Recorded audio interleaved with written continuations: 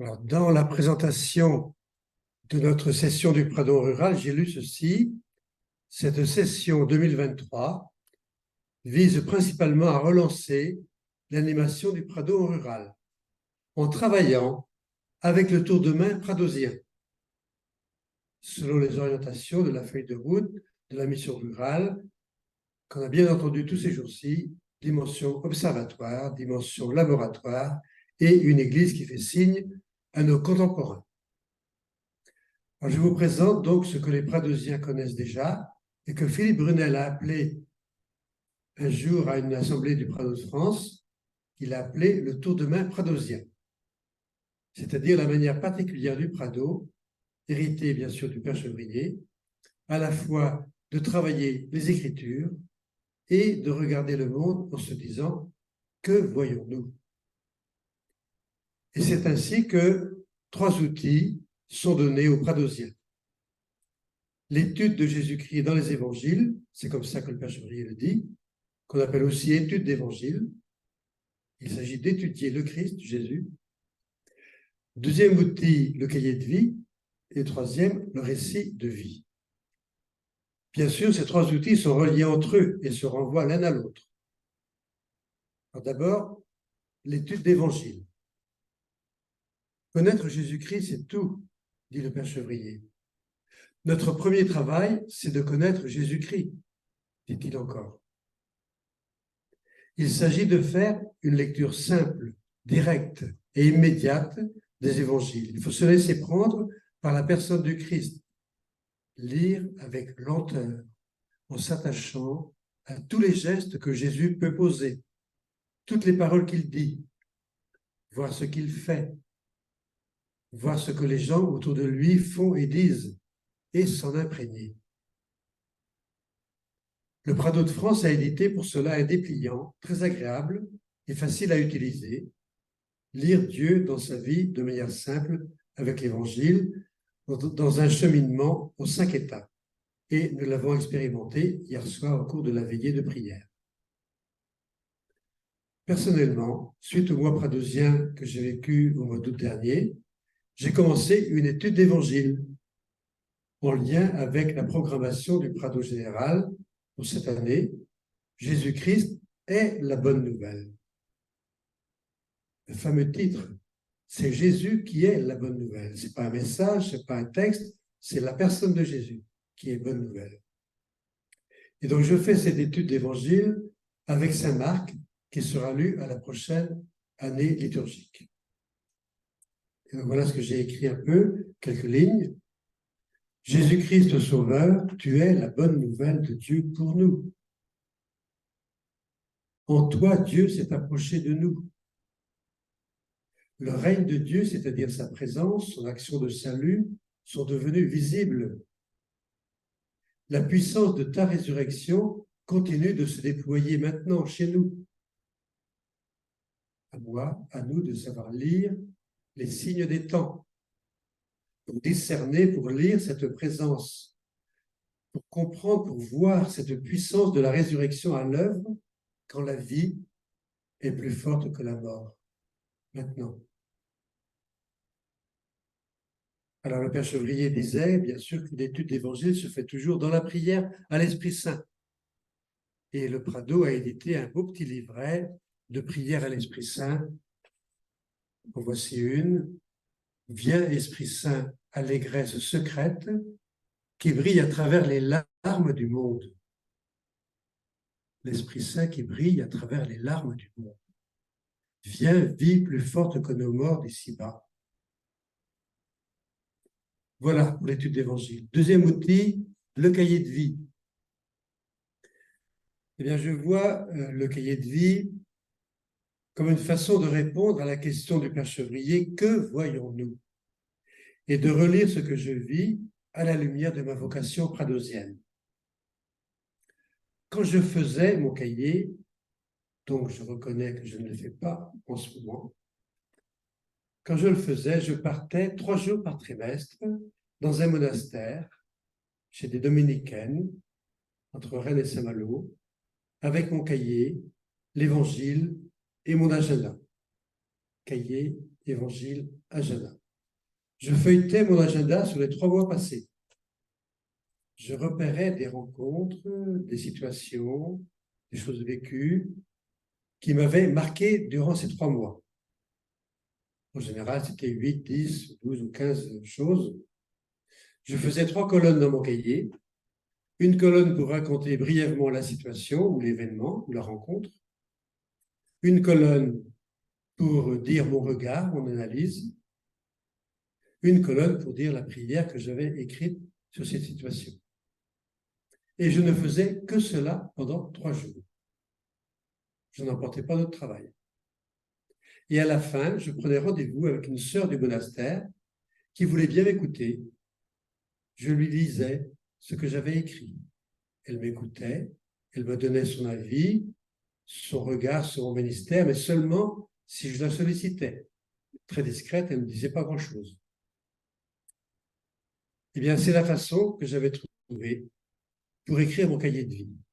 C'est-à-dire qu'il faut dégager du temps pour regarder ce que je vis, regarder ce que je deviens, où je vais dans ma vie, où je vais dans mon ministère de prêtre, où je vais dans ma vocation pradosienne. Voir ce que Dieu me dit dans les événements qu'il me donne à vivre. C'est un peu contraignant, mais c'est très fortifiant. Troisième outil du Prado, le récit de vie.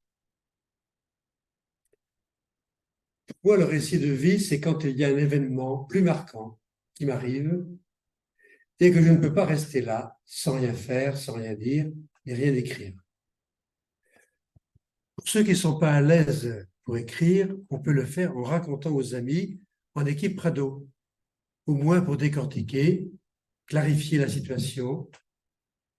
Et je suis persuadé que dans nos équipes Prado, on a beaucoup de matière pour faire des récits de vie.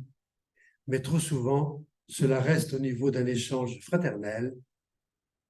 On raconte, mais ce n'est pas abouti parce qu'on ne fait pas de lien avec l'Évangile ni avec le Père Chevrier, ou pas assez. Concrètement, mon dernier récit personnel remonte au printemps 2019, au moment du déferlement de l'affaire Barbarin et des abus dans l'Église catholique. J'ai été pris dans une angoisse pastorale très forte, pas une dépression personnelle, non, une angoisse pastorale. Je sentais le sol se dérober sous mes pieds. Et j'ai eu la chance de pouvoir en parler à différents niveaux, en équipe de prêtres, de diacres du doyenné, avec l'évêque auxiliaire, avec le conseil pastoral paroissial. Et j'ai pu commencer à écrire ce que je vivais à ce moment-là au fur et à mesure. C'était pendant le carême 2019.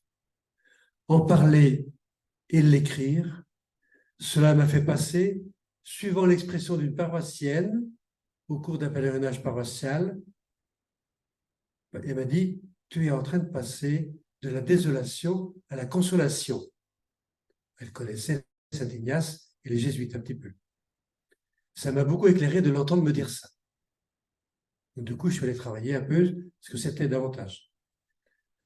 Et ensuite, à l'automne suivant, 2019, mon récit est paru dans la revue des prêtres du Prado.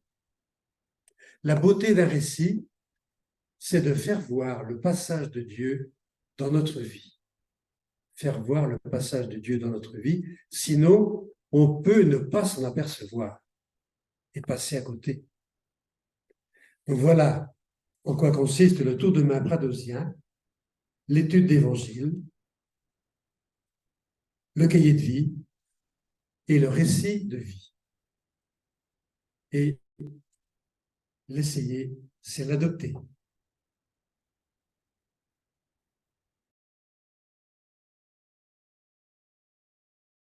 Réalité assise sur l'espace rural. Le pays que j'habite est à mettre en relation avec l'ensemble de la ruralité française et encore plus large, et en même temps en relation avec tous les habitants d'autres régions. Pour ce qui est de l'Église, c'est pareil. c'est d'être présent à des relais de proximité, mais en même temps en favorisant des assemblées paroissiales qui permettent à chaque relais d'être en connexion avec d'autres relais. La particularité d'un relais est toujours à se laisser enrichir par la particularité d'autres relais. C'est ainsi que le polyèdre est une figure inspirante à la fois pour habiter les particularités d'un espace et en même temps inspirante pour vivre la vie ecclésiale en étant présent à la particularité de chaque relais et en même temps à faire en sorte que chaque relais paroissial soit en lien avec d'autres relais pour former une communauté. Et cette figure, elle est inspirante pour la vie pradosienne. Nous sommes en train de vivre la famille pradosienne. Là aussi, il y a chaque membre, chaque branche de la famille a ses particularités, a son histoire, mais en même temps, il y a les connexions à vivre pour pouvoir vivre une mutualisation et une fécondité mutuelle. C'est pour ça que le pape François insiste sur le polyèdre pour que chaque partie soit en connexion avec d'autres parties pour former l'Église. Dans le rural, il n'y existe pas un espace type, mais une diversité d'espaces façonnés les uns et les autres par une géographie, une histoire, une culture, une tradition religieuse qui sont particulières. Comment annoncer le message évangélique faisant naître et grandir des communautés insérées dans un peuple tout en reliant ces communautés à un réseau de communautés? En deux mots, particularité et communion. C'est tisser des liens avec les autres communautés et avec Dieu. Le grand acteur de l'incarnation œuvre toujours pour une présence au réel local. Et en même temps, comme dit le Père Chevrier, c'est le grand acteur de la communion, c'est l'Esprit. Les agents pastoraux sont appelés, non comme dans la sphère, à se positionner au centre, mais en serviteurs avec une bonne insertion humaine, ecclésiale, tout en éveillant personnes et communautés à la solidarité et à la communion. C'est ainsi que le modèle du polyèdre est vraiment inspirant, à la fois pour habiter le rural, à la fois pour habiter les communautés chrétiennes, et au niveau de notre famille pradosienne, il y a de grands enjeux à vivre aujourd'hui lorsque nous pensons le Prado en rural, en famille, chaque branche apportant ses particularités pour former une vraie famille harmonieuse autant qu'il est possible. Et le grand acteur de cette communion, c'est l'esprit, bien que nous puissions vivre sous la forme du polyèdre avec la puissance de l'Esprit Saint. Merci. Alors, merci. Nous passons au témoignage suivant avec donc Françoise. Faire connaître et aimer Jésus-Christ. Témoignage en communauté.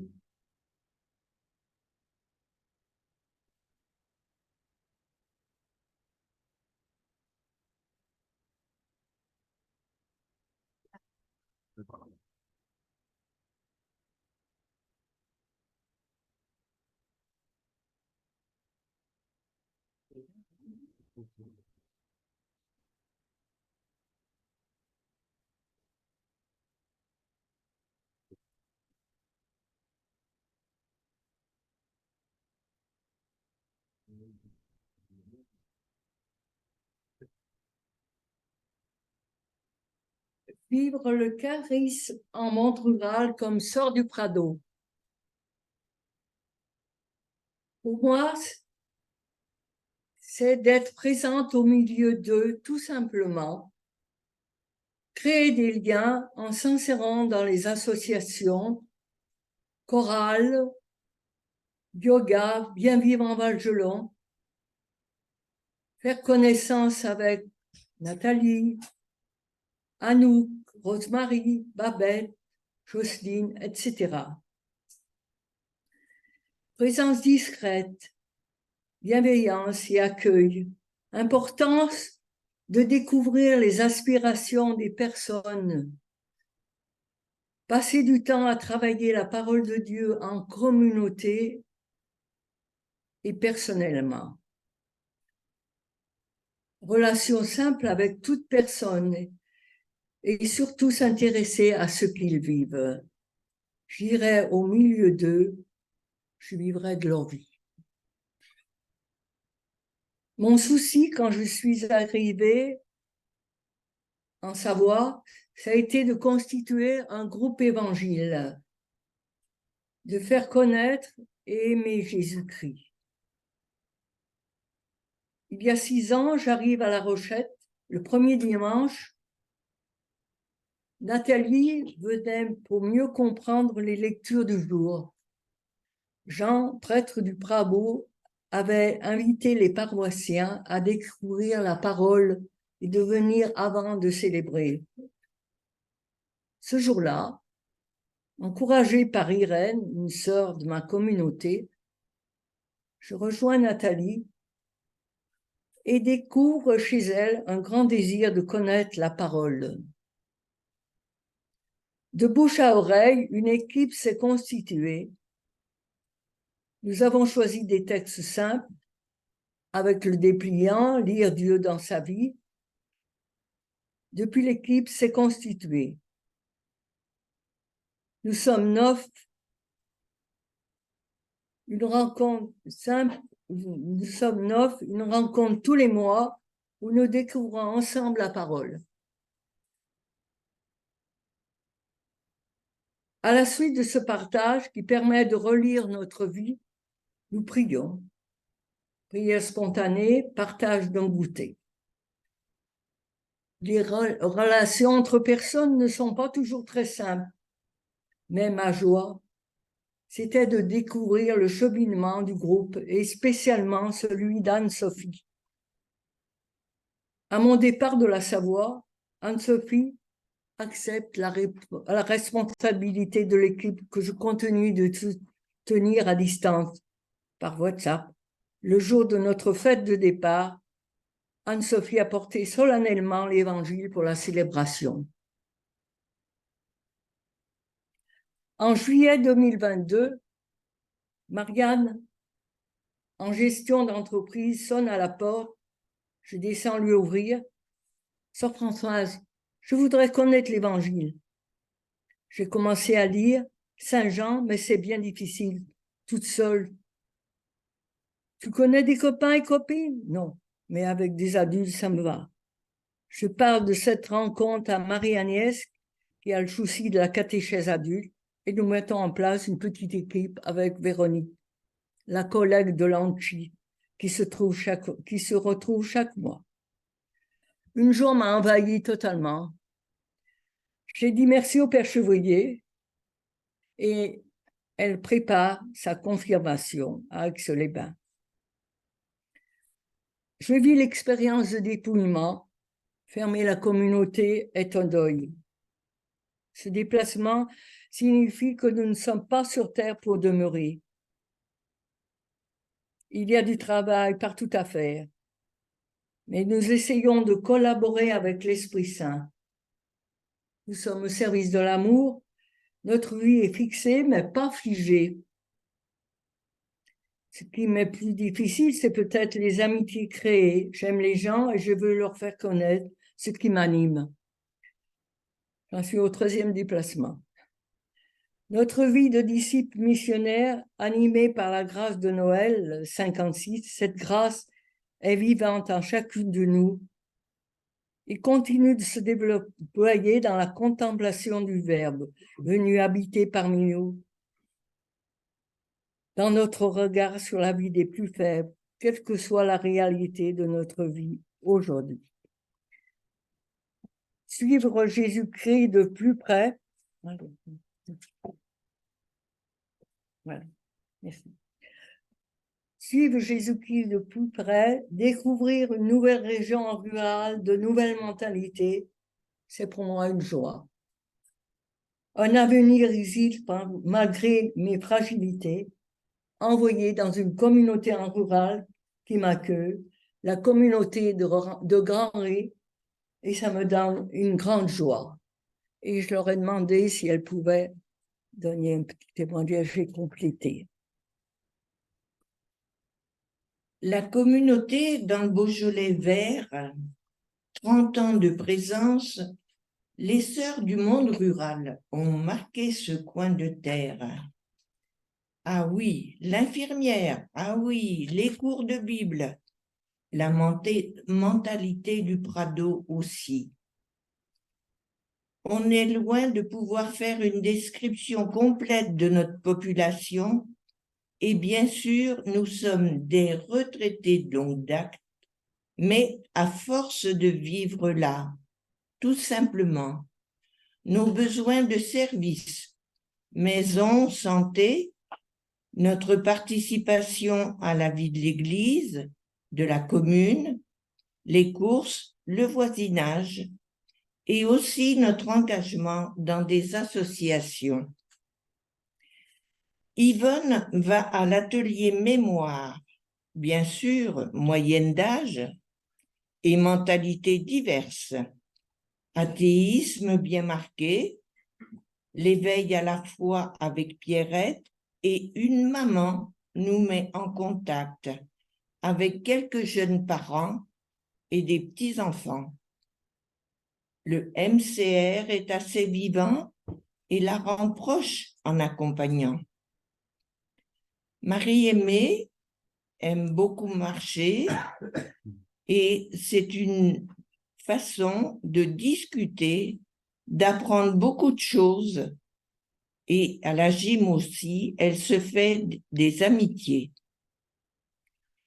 Elle continue avec une équipe CMR des formations, la rencontre des familles qui visitent leurs proches en prison à Villefranche et beaucoup de services aux Sœurs du Prado. Françoise arrive.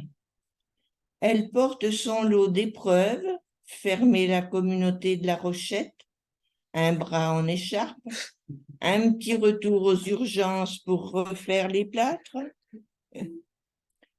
Pierrette, je travaille à l'EHPAD en équipe de service évangélique des malades qui fait vivre une grande proximité et une connaissance du vécu d'avant par les résidents. Je suis aussi à l'association Douceur de vivre avec des bénévoles de tout poil.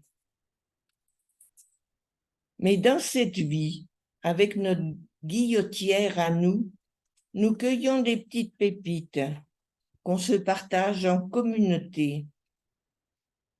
Oui, des petites fleurs, mais qui nous nourrissent dans le désir de connaître Jésus-Christ et de le faire connaître. Des nouveaux voisins arrivent, les 3 plus grands des 5 enfants viennent tout de suite à la maison. Ils jouent, posent des questions. Les parents avaient décidé de faire baptiser leurs 5 enfants en même temps, mais ils sont obligés de repartir à La Rochelle. À l'atelier mémoire, une dame dit « Je suis athée. Mon mari, mes enfants aussi. Mais tu sais, devant la création, je me pose des questions. Et moi aussi, qu'est-ce que je fais ici sur Terre ?» Le groupe plaisante gentiment sur les bonnes sœurs. À la marche, j'admire Robert comme il est attentif à Jean-Marc, qui a plus de mal à communiquer. Mais j'admire aussi Jean-Marc. Il a une fraîcheur qui fait du bien. À l'EHPAD, Moi, une dame me dit, je ne veux rien savoir. Ma bru est morte, mon fils a gardé la foi. Mais je recueille des expressions du désir de croire et nous partage qu'elle et l'équipe reçoivent beaucoup des résidents. L'éveil à la foi, c'est que du bonheur. Nicole est très pédagogue et nous apporte beaucoup. Par le voisinage, Patricia est malgache. Beaucoup de Français sont allés chercher des femmes là-bas. Elle a 2 enfants, elle a bien besoin d'aide, mais pour ses 40 ans, elle nous fait un repas de roi. Huguette, c'est une bonne voisine. Elle est de Grand Riz. Elle a surpris un autre voisin qui volait. Elle le réprimande, mais continue de donner à ce jeune couple les légumes de son jardin. Evelyne nous dit, « Je ne pratique pas, mais ça m'apaise de vous savoir là. » Monique, très discrètement, va visiter Tati, une ancienne du MCR qui s'est beaucoup renfermée. Estelle, une jeune femme, et sa petite Louise ne laissent jamais Raymonde, 92 ans, seule pour le repas de Noël. On est aussi témoin d'une mentalité qui s'ouvre à d'autres manières de vivre. Et tant d'autres belles choses, il nous reste de pouvoir révéler qui est cette source de l'amour qui nous conduit.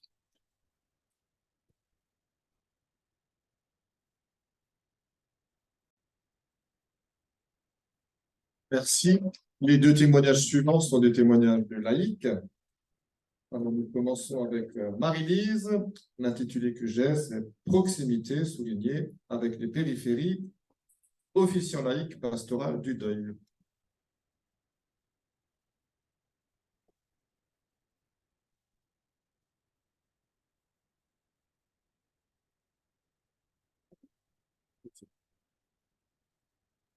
C'est essentiellement au funérarium que j'exerce la mission d'officiant laïque qui m'est confiée par le curé de la paroisse pour accompagner les familles en deuil.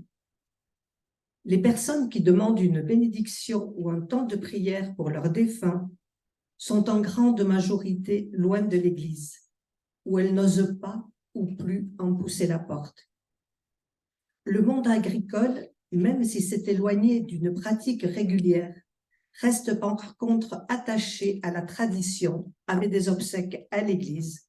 Le défunt reste au domicile et la prière avec famille et voisins est encore demandée. Les ruraux qui demandent une célébration au funérarium sont ceux qui n'ont pas su ou pu évoluer, qui ont souvent perdu tout contact avec famille et voisins. Leur lieu de vie est resté ce qu'en avaient fait les générations précédentes. Ils ne bénéficient d'aucune aide car ils en ignorent souvent l'existence. Ils deviennent des invisibles. Les gens de la terre ne demandent pratiquement jamais de crémation. Le retour à la terre semble évident. La célébration est certes plus courte, mais la préparation est la même que pour des obsèques avec le prêtre. Généralement, lors de notre rencontre, ils s'excusent presque de ne pas pratiquer ou de ne pas être baptisés, ou que leur situation familiale leur semble incompatible avec la religion. Établir un lien de confiance, les rassurer et les laisser parler de leur douleur, de leur incompréhension quelquefois, de ce qui les préoccupe. Écouter, prendre du temps. Ensuite, nous parlerons du défunt et de la préparation de la cérémonie. La salle de célébration plus intime que l'église où le rituel leur est étranger leur convient davantage.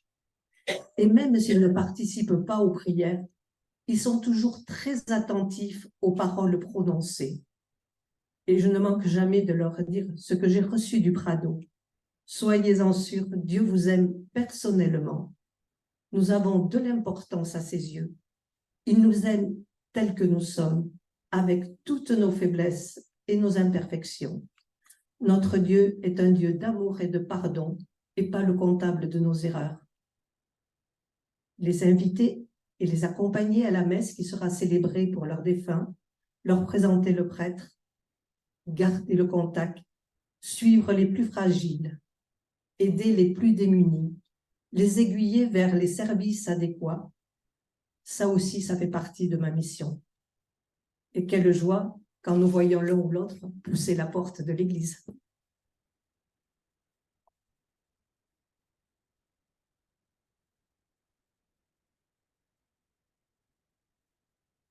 Merci. Et donc, le témoignage suivant, c'est celui de Marie-France, être témoin de pauvreté diverses.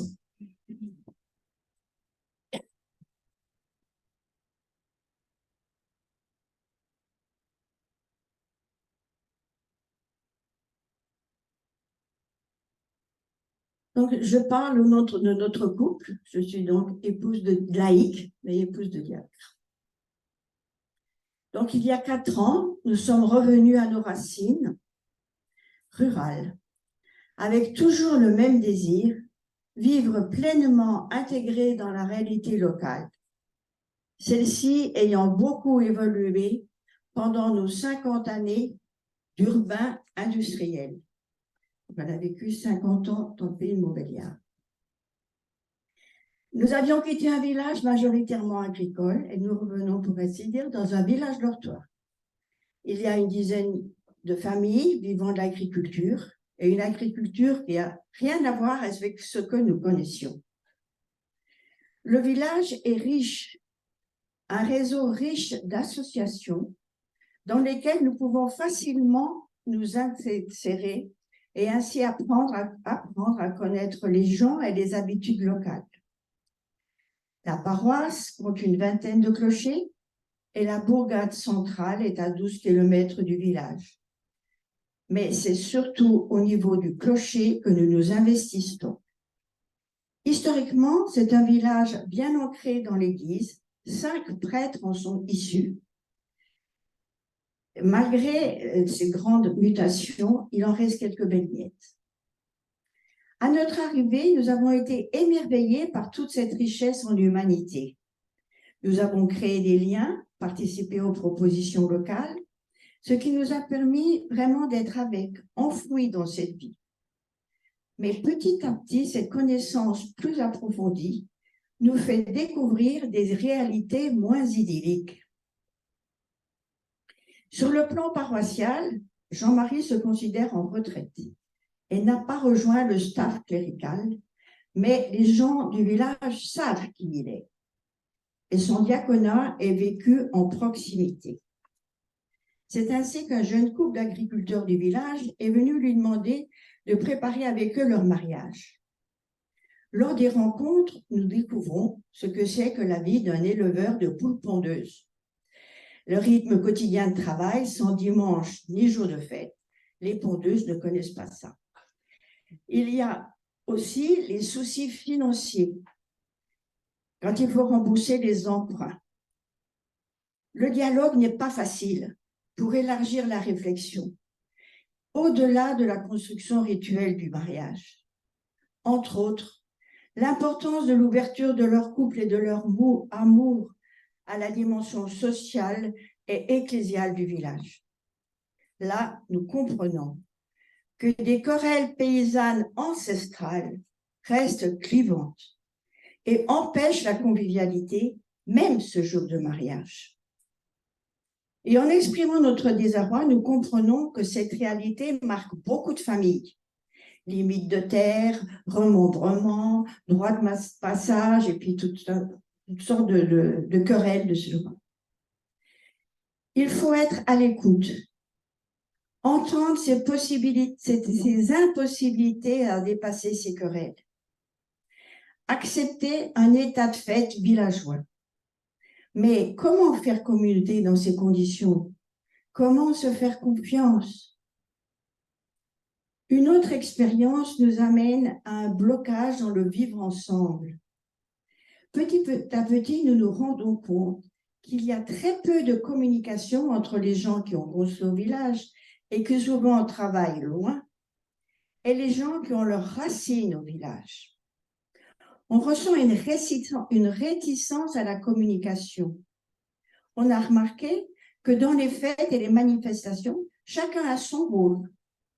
Et les arrivants ont beaucoup de peine à s'intégrer dans ce système. Mais tout fonctionne bien comme cela depuis toujours. Comment faire prendre conscience de ce non-accueil? Car en même temps, tout se passe bien et c'est sympa comme ça. Le différent fait peur, dérange, et ce n'est pas facile pour les nouveaux de se faire accepter. Et comme dans ces conditions de méfiance, apparemment, ils ne cherchent pas beaucoup à rejoindre les autres. Une autre expérience. Cet été, nous avons accueilli pour quelques semaines de vacances, 4 jeunes migrants qui vivaient dans la rue à Grenoble. Il y a une fête de quartier, ils nous ont accompagnés et surprise pour nous, ils étaient comme transparents. Personne n'est venu leur demander quoi que ce soit, ni même leur dire bonjour.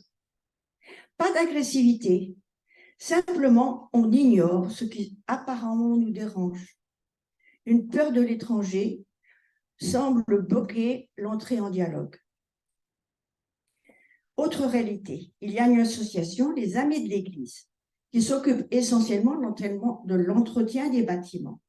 Jean-Marie en est membre et a pu proposer la participation au questionnement sur le synode. Et là, on découvre un autre blocage. La possibilité pour un certain nombre de pardonner les blessures, surtout le non-accueil de l'Église. Ils ne sont pas opposés aux échanges, à la réflexion sur la foi, mais pas dans cette Église. Nous sommes vraiment démunis devant cette pauvreté dans la communication, le vivre ensemble. Nous sommes incapables de dépasser ces clivages. Et comment accueillir cette réalité pour garder les liens avec la diversité du village? Parce que peut-être qu'elle pourrait devenir richesse. Nous avons conscience qu'elle nous appelle à l'écoute et au discernement pour trouver des nouveaux chemins. Après la relecture, nous disons déjà en Action catholique, ça nous permet c'est une étape importante de discernement. Et l'étude d'évangile, selon le Prado, nous pouvons trouver la nourriture pour garder le cap. Mais nous serions demandeurs d'une dynamique en Église qui nous aide sur ce chemin, la pastorale du vivre ensemble. Le Rassemblement Terre d'Espérance, auquel nous avons participé, nous semblait un bon tremplin. Mais le vivre ensemble ne semble pas prioritaire dans les choix de l'Église locale. J'ai beaucoup exprimé notre désarroi devant les réalités, mais je voudrais conclure en exprimant l'espérance qui nous anime pour poursuivre notre chemin rural. Déjà, nous ne pouvons oublier l'accueil chaleureux qui nous a été fait lors de notre passage de statut de vacancier à celui de résident permanent. Nous voulons aussi remercier le CAPER qui nous a fait découvrir l'Amondé, lieu d'église rurale en Isère. Le diaconat de retraités de Jean-Marie facilite la rencontre. Nous sommes incapables de dépasser ces clivages. Et comment accueillir cette réalité pour garder les liens avec la diversité du village? Parce que peut-être qu'elle pourrait devenir richesse. Nous avons conscience qu'elle nous appelle à l'écoute et au discernement pour trouver des nouveaux chemins. Après la relecture, nous disons déjà en Action catholique, ça nous permet c'est une étape importante de discernement. Et l'étude d'évangile, selon le Prado, nous pouvons trouver la nourriture pour garder le cap. Mais nous serions demandeurs d'une dynamique en Église qui nous aide sur ce chemin, la pastorale du vivre ensemble. Le Rassemblement Terre d'Espérance, auquel nous avons participé, nous semblait un bon tremplin. Mais le vivre ensemble ne semble pas prioritaire dans les choix de l'Église locale. J'ai beaucoup exprimé notre désarroi devant les réalités, mais je voudrais conclure en exprimant l'espérance qui nous anime pour poursuivre notre chemin rural. Déjà, nous ne pouvons oublier l'accueil chaleureux qui nous a été fait lors de notre passage de statut de vacancier à celui de résident permanent. Nous voulons aussi remercier le CAPER qui nous a fait découvrir l'Amondé, lieu d'église rurale en Isère. Le diaconat de retraité de Jean-Marie facilite la rencontre et m'ouvre aussi des portes. L'animatrice du groupe charismatique lui a dit « J'aime bien ta façon d'être diacre ». Et pourtant, nous ne participons pas au groupe, mais on s'aperçoit qu'on nous fait confiance. Et cela implique pour nous une exigence de ressourcement avec d'autres dans l'Évangile qui devient un phare pour vivre la proximité dans notre environnement depuis que nous avons rencontré le Prado.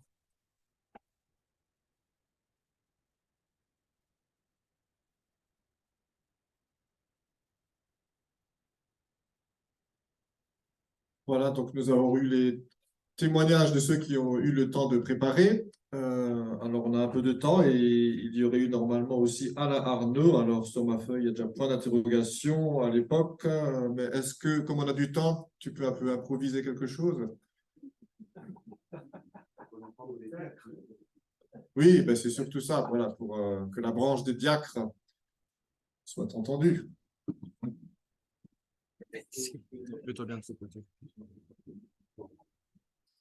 Alors, je ne témoignerai pas d'une expérience particulière, mais j'ai voulu reprendre ce que nos évêques nous disent le jour où on est ordonné diacre. Ils nous disent, et ça m'a beaucoup marqué, et j'ai bien eu besoin de toute l'histoire que j'avais au Prado pendant 25 ans avant mon ordination, et après pour arriver à intégrer tout ça. Je vous en dis 2-3 points. L'évêque nous dit, à la fin de notre ordination, vous êtes d'abord envoyé diacre dans vos familles, vous êtes envoyé diacre dans votre lieu professionnel et vous êtes envoyé diacre dans l'église locale. Voilà, 3 points. Ces 3 points, je veux simplement les reprendre pour dire la manière dont ça m'a nourri pour arriver en 2016, après une magnifique retraite prêchée par Olivier de Béranger sur le tableau de Saint-Fond, à nous décider avec Bernadette de nous associer tous les deux au Prado. Tout d'abord, dans la famille, et l'évêque nous dit dans la famille, c'est la famille élargie, j'allais dire plutôt le côté social-sociétal. Dans la famille, pour moi, ça n'a pas été forcément du faire, mais de l'être. Dans les 6 dernières années, j'ai perdu mes parents, mes beaux-parents et ma jeune sœur. Et j'ai vu comment, dans la famille, le fait d'être diacre suffisait à dire des choses et à pouvoir accompagner ces douleurs-là. Deuxièmement, dans ce niveau-là, il y a tout l'engagement associatif. J'étais, au moment où j'ai été appelé diacre et où j'ai été ordonné, élu au conseil des parents d'élèves du collège à la FCPE. Pas forcément une association de parents d'élèves très proche de l'Église. Voilà, mais j'y ai vécu des beaux moments et au moment où j'ai été ordonné, j'ai eu des retours en disant « mais qu'est-ce qui vous nourrit pour que vous fassiez tout ça ?» Et j'ai pu dire à des gens « c'est l'Église qui me nourrit et parfois c'est le Prado ». Troisième lieu social, j'étais élu.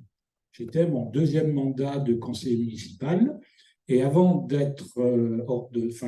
que je sois ordonné, j'ai rencontré le maire en lui disant voilà, qu'il n'était pas un pilier d'église, loin de là. Voilà, je vais être ordonné diacre.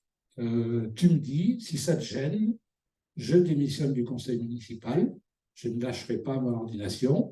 Je démissionne du conseil municipal et simplement. Il m'a dit non, je sais tes engagements à l'Église et je sais que tu n'as jamais fait de prosélytisme dans le conseil, mais que tu dis des choses, parfois, je ne sais pas trop d'où ça vient. Ça nous a amené à discuter de l'enseignement social de l'Église. Et ce jour-là, le jour de mon ordination, il y avait 8 élus, depuis les élus communistes à des élus bien ancrés dans l'Église. Voilà, c'est ces 3 points au niveau social-sociétal. Deuxième réalité en 3 points, j'étais directeur général des services d'une commune de 10 000 habitants. Et je me suis beaucoup interrogé pour savoir comment je pouvais être, parce que j'étais connu comme diacre, sans forcément aller dire quoi que ce soit dans les milieux-là.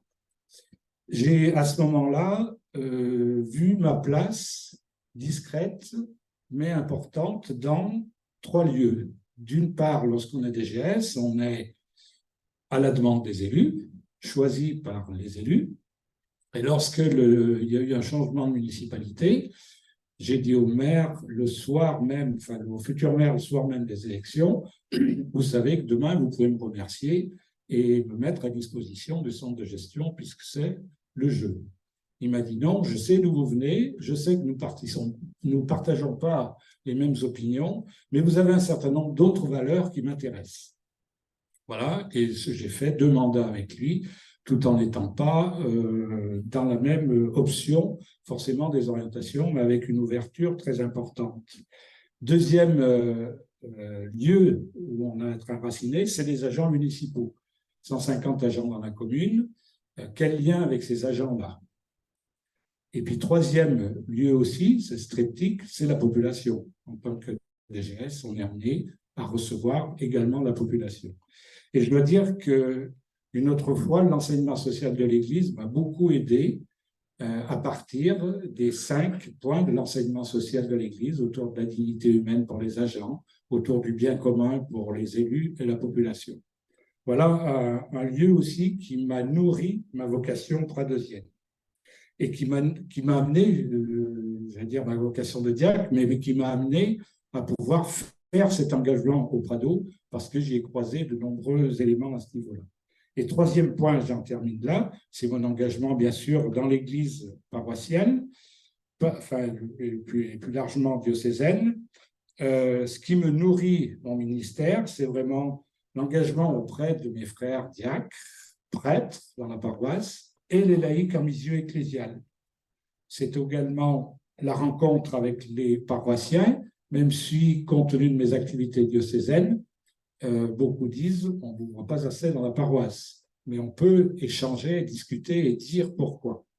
Et troisième lien, c'est bien sûr le diocèse avec la fraternité des diacres. Voilà, très rapidement dit, et pris un peu rapide, mais je trouvais que c'était important de pouvoir redire la place du diacre à la suite, entre autres, de ce qu'a dit Gilles dans la fraternité du Prado. Voilà, merci à vous.